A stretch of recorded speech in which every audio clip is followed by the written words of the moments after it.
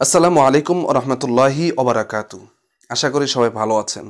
আজকের এই ভিডিওর মধ্যে আমি এমন একটি দোয়া শেয়ার করব আপনাদের সাথে, যে দোয়াটা যদি আপনারা শিখেন, সেই দোয়াটার উপরে আমল করেন, তাহলে আল্লাহ তাআলা সব রকমের বিপদ আপদ থেকে হেফাজত করবেন। তাহলে চলুন সেই দোয়া সম্পর্কে আমরা জেনে আসি।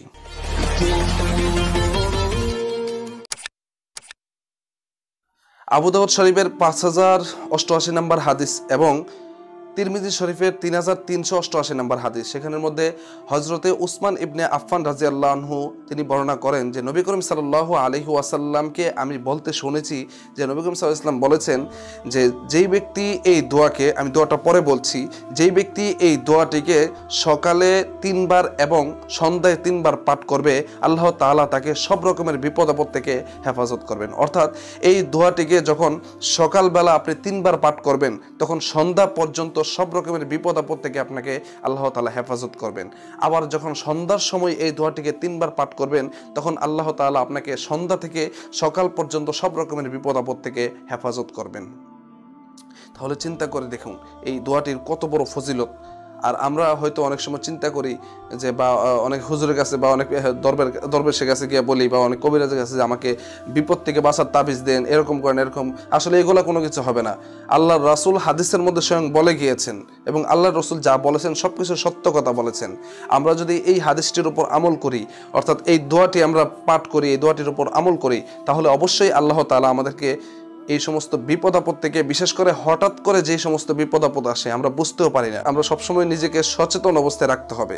আপনি যদি এই দোয়াটি পাঠ করেন আর রাস্তার মধ্যে দিয়ে হেঁটে যান যে আমি তো দোয়া পাঠ করেছি, আমার কোনো রকমের বিপদ হবে না, তাহলে কিন্তু হবে না। নিজেকে সচেতন রাখতে হবে।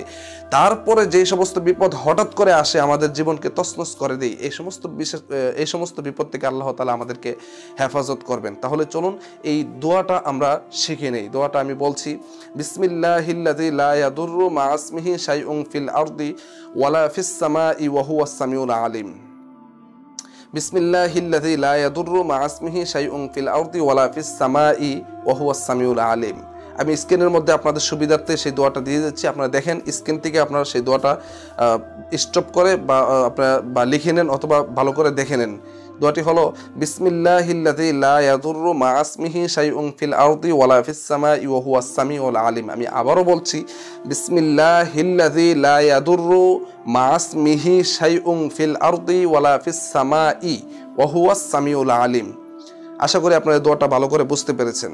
এই দোয়াটি আমরা সবাই শিখে নেব, কারণ আমরা রাস্তা দিয়ে চলাফেরা করি বা বিভিন্ন সময় বিভিন্ন রকমের বিপদ আপদ আমাদের কাছে আসে, আর সেই বিপদের কারণে আমরা একদম শেষ হয়ে যাই, ভেঙে পড়ে যাই।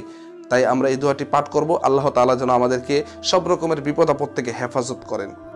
তাহলে আমরা একটু দোয়ার অর্থটা জেনে আসি, তাহলে দোয়াটার প্রতি আমাদের পরিপূর্ণ আস্থা আসবে। সেই দোয়াটার অর্থ হচ্ছে, আমি সেই আল্লাহ তাআলার নামে শুরু করছি, যার নামে শুরু করলে আসমান এবং জমিনের কোনো কিছুই কোনো রকমের ক্ষতি করতে পারে না। প্রকৃতপক্ষে তিনি তো সর্বশ্রোতা এবং মহাজ্ঞানী।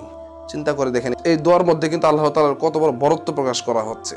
তাহলে অবশ্যই আল্লাহ তাআলা আমাদেরকে হেফাজত করবেন, কারণ যেহেতু আল্লাহ তাআলার বরত্ব আমরা প্রকাশ করছি। দুনিয়ার কোনো মানুষের কাছে কোনো কিছু চাইলে তারা রাগ হয়, কিন্তু আল্লাহ তাআলার কাছে যখন কোনো কিছু চাইবেন, আল্লাহ তাআলা খুশি হয়, বরং না চাইলে রাগ হয়।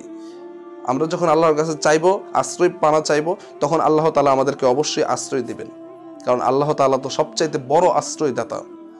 তাহলে আপনারা বুঝতে পেরেছেন, আমরা এই দোয়াটির প্রতি আমল করব। আল্লাহ তাআলা অবশ্যই আমাদেরকে এই দোয়ার বরকতে হয়তো আমাদেরকে সব রকমের বিপদ আপদ থেকে হেফাজত করবেন। আমাদেরকে সবাইকে যেন আল্লাহ তাআলা এই আমলটি করতে পারি, এবং এই আমল করার জন্য আল্লাহ তাআলা আমাদেরকে তৌফিক দেয়। আমিন। আজকের মতো এখানে বিদায়। আসসালামু আলাইকুম ওয়া রাহমাতুল্লাহি ওয়া বারাকাতুহু।